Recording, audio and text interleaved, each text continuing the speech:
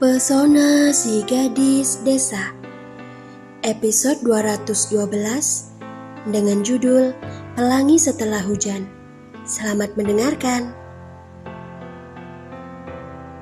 Vedo tersenyum miring saat mendengar cerita keluarganya tentang apa yang terjadi pada Kanita setelah dia pergi ke Shanghai. Dini hari tadi Vedo memutuskan untuk kembali ke Jepang guna mengurus permasalahannya dengan Kanita. Akan tetapi siapa yang akan menyangka kalau mantan teman tidurnya itu sekarang telah menerima karma atas perbuatannya sendiri.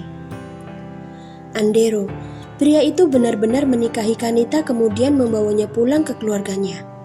Sedangkan Tuan Dominic dan Nyonya Millie, orang tua malang itu memutuskan pindah ke luar negeri karena mereka tak kuat menanggung malu atas perbuatan anaknya.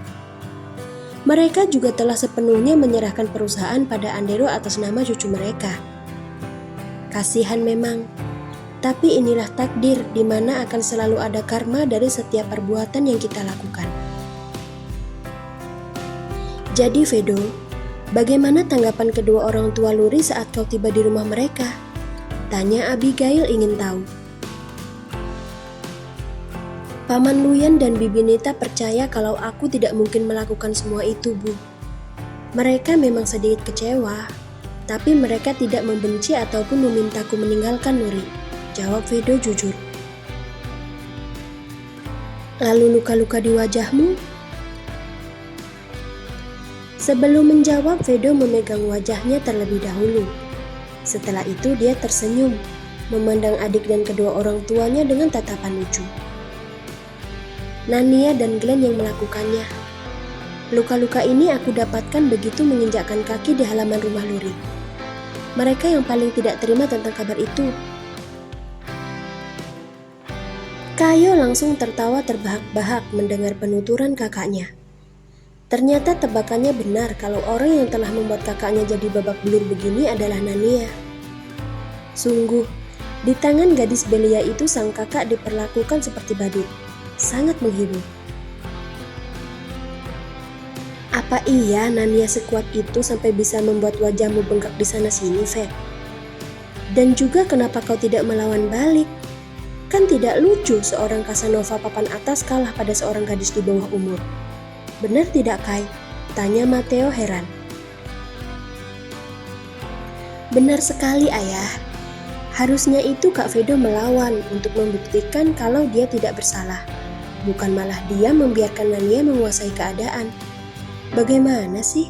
Sahut Kayo setengah meledek. Ayah, Kayo, tolong dengarkan aku baik-baik, ucap Vedo dengan sangat sabar. Nania adalah adiknya Luri. Itu artinya dia akan menjadi adikku juga saat aku dan Luri menikah. Sedangkan Glenn, dia adalah kakak iparnya Luri. Jadi tidak mungkin kan untuk aku melawan balik mereka? Tidak dibenci oleh mereka saja aku sudah bersyukur. Bisa-bisa aku tidak akan diizinkan mendekati Luri lagi jika aku sampai melakukan perlawanan. Tahu tidak? Oh. Jadi kau sengaja mengalah karena takut tak diterima lagi oleh keluarganya Luri. Begitu? Ledek Matteo sambil menahan tawa. Mengalah untuk menang lebih tepatnya, Ayah. Tolong jangan membolak-balik keadaan, sahut Vedo. Baiklah, kita sudahi lawakan ini. Sekarang Ayah ingin bicara serius denganmu, Ved. Tolong persiapkan mental dengan baik. Suasana tiba-tiba berubah tegang saat Matteo memasang ekspresi wajah yang begitu serius. Abigail yang tahu kalau suaminya tidak sungguh-sungguh pada ucapannya, dengan gemas langsung mencubit kuat-kuat pinggangnya.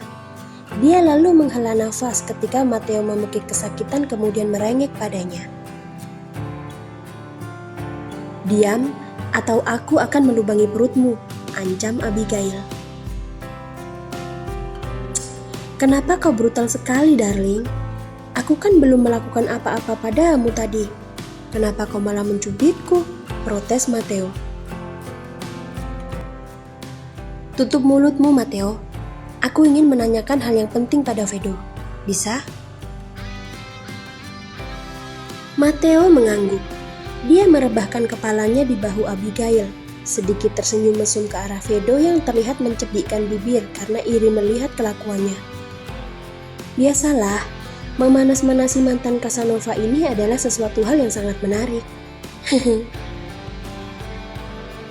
Ved, apa kau berhasil menemui Luri? Apa tanggapannya tentang berita kemarin? Tanya Abigail pura-pura tidak mengetahui apapun. Saat aku datang, Luri sudah tidak ada di Shanghai, Bu. Dia pergi ke London bersama Galang. Jawab Vedo lesu ketika menyebut nama anak ingusan itu. Ke London? Bagaimana bisa? Bukankah Luri sendiri yang memintamu agar datang menemuinya kemarin? Apa yang sebenarnya terjadi? Cecar Abigail seraya mengulum senyum. Entah kenapa putranya jadi terlihat sedikit menggemaskan dalam keadaan patah hati begini. Abigail suka melihatnya. Sebelum berangkat ke London, Luri meninggalkan sebuah surat untuk keluarganya. Di sana dia menuliskan kalau kemarin malam Kanita sempat menelpon. Dia memberitahu Luri kalau dirinya tengah mengandung anakku dan aku menolak untuk bertanggung jawab. Kanita juga mengatakan kalau penyebab aku tidak mau bertanggung jawab adalah karena aku yang ingin menikahi Luri. Dia merasa bersalah, jadi memutuskan untuk pergi lebih cepat dari hari yang seharusnya. Luri tidak mau aku menjadi seorang pecundang, Bu. Makanya dia langsung berangkat ke London setelah Galang selesai mengurus segalanya. Dia pergi dengan membawa kesalahpahaman padaku. Jelas Vedo sambil menatap langit-langit ruangan. Dan begitu Vedo selesai bicara, dia dibuat terheran-heran oleh sikap keluarganya. Kayo beserta ayah dan ibunya kini tengah tertawa dengan raut wajah yang begitu bahagia. Hal ini tentu saja membuat Vedo merasa sangat penasaran akan sikap keluarganya yang tega menertawakannya di saat hatinya sedang terluka. Ayah, ibu, Kayo, apa-apaan ini? Kenapa kalian malah terlihat sangat bahagia setelah mengetahui kalau Luri pergi meninggalkan aku? Ada apa sebenarnya? Cecar Vedo antara marah dan juga bingung. Tidak ada yang menjawab. Bahkan Kayo sampai meneteskan air mata saking tak tahannya dia melihat penderitaan sang kakak. Kai, jangan bilang sejak awal kau sudah tahu kalau Luri akan pergi ke London bersama dengan Galang. Benar tidak? Tuduh Vedo langsung curiga. Hahaha, astaga perutku, sahut Kayo sambil memegangi perutnya yang terasa pegal. Dia sampai kesulitan menjawab pertanyaan kakaknya. Merasa ada yang tidak beres, Vedo segera berpindah duduk ke sebelah Kayo kemudian menjewer telinganya. Dia bahkan tak peduli saat Kayo menjerit kesakitan sambil merengek meminta agar dilepaskan. Aduh kak, sakit. Tolong lepaskan telingaku. Teriak Kayo sambil berusaha melepaskan tarikan tangan kakaknya. Sakit kau bilang, sahut Vedo. Berjanji dulu kau akan menceritakan semuanya padaku, baru aku akan melepaskanmu. Jika tidak, sampai telingamu putus pun aku tidak akan memberi ampun. Dasar nakal, berani sekali ya kau main-main denganku. Rasakan ini. Ayah, ibu, tolong aku, teriak Kayo. Hai, sudah Ved, kasihan adikmu. Nanti dia tidak cantik lagi kalau sebelah telinganya sampai hilang, ucap Abigail setelah berhasil menghentikan tawanya. Biar saja, siapa suruh dia berani mempermainkan aku, sahut Vedo enggan mengalah. Bukan Kayo yang mempermainkanmu, tapi kau saja yang terlalu bodoh, sambung Matteo. Jangan ikut-ikut membela Kayo, ayah, atau aku akan menjewer telinga ayah juga. Mau? Ancam Vedo kesal karena ternyata dia dipermainkan oleh semua orang. Benar-benar menjengkelkan. Abigail dan Matteo kembali tertawa saat Kayo akhirnya bisa melarikan diri dari cengkraman mantan Casanova yang sedang patah hati itu. Setelahnya barulah mereka memberitahu Vedo tentang kejadian yang sebenarnya. Sebenarnya baru kemarin malam aku mengetahui rencana Luri yang akan kuliah di London, Kak. Dan itu pun Jackson yang memberitahuku.